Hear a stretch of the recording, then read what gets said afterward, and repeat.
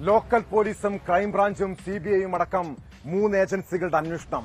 വിവിധ രാജ്യങ്ങളിൽ yellow notice, രാജ്യവ്യാപക പരിശോധനകൾ. എന്നിട്ടും 6 വർഷങ്ങൾക്കിപ്പുറവും ജസ്നയെക്കുറിച്ച് യാതൊരു വിവരവുമില്ല. പത്തനംതിട്ട വെച്ചൂച്ചിറ സ്വദേശിനി ജസ്നയെ കാണാതായത് 2018 മാർച്ച് 22-നാണ്. പെൺകുട്ടിയെ കണ്ടെത്താൻ സാധിച്ചില്ലെന്നും കേസ് അവസാനിപ്പിക്കുകയാണെന്നും കാണിച്ച് സിബിഐ കോടതിയിൽ അന്വേഷണ റിപ്പോർട്ട് സമർപ്പിച്ചിരുന്നു. ഇതിനെതിരെ ജസ്നയുടെ പിതാവിന്റെ നിയമ പോരാട്ടം തുടരുകയാണ്.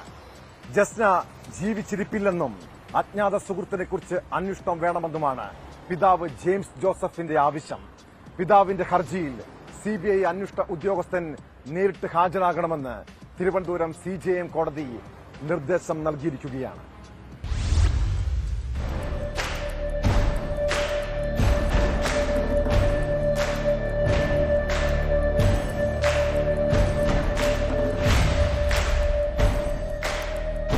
ജസ്ന രഹസ്യമായി അടുത്ത ബന്ധം പുലർത്തിയിരുന്ന ഒരാളെക്കുറിച്ച് CBI അന്വേഷിച്ചില്ലെന്ന് ഹർജിയിൽ പറയുന്നു. 6 മാസം കൂടി CBI അന്വേഷണം നീട്ടണമെന്നും പിതാവ് ആവശ്യപ്പെട്ടു. സംശയമുള്ള ആളുകളെക്കുറിച്ചുള്ള തെളിവുകൾ CBIക്ക് കൈമാറിയിരുന്നു.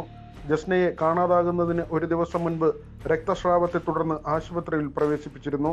ജസ്ന വീട്ടിൽ നിന്ന് പോകുന്ന ദിവസവും കടുത്ത രക്തസ്രാവമുണ്ടായിരുന്നു. രക്തം പുരണ്ട വസ്ത്രങ്ങൾ വീട്ടിൽ ഉപേക്ഷിച്ചാണ് ജസ്ന പോയത്. ക്രൈംബ്രാഞ്ച് DYSP ഈ വസ്ത്രങ്ങൾ വീട്ടിൽ നിന്ന് ശേഖരിച്ചിരുന്നു. വസ്ത്രങ്ങൾ ശാസ്ത്രീയമായി പരിശോധിച്ചാൽ കൂടുതൽ തെളിവുകൾ ലഭിക്കും.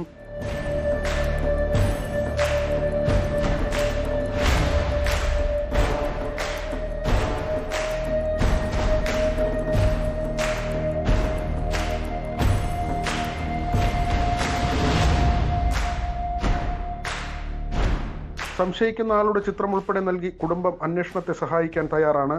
ആവശ്യമായ രേഖകൾ കോടതിയിൽ ഹാജരാക്കാമെന്നും ഹർജിയിൽ പറയുന്നു. എന്നാൽ വസ്ത്രം കണ്ടെടുത്തിട്ടില്ലെന്ന് CBI അഭിഭാഷകൻ പറഞ്ഞു. തുടർന്നാണ് അന്വേഷണ ഉദ്യോഗസ്ഥൻ നേരിട്ട് ഹാജരാകാൻ നിർദ്ദേശിച്ചത്.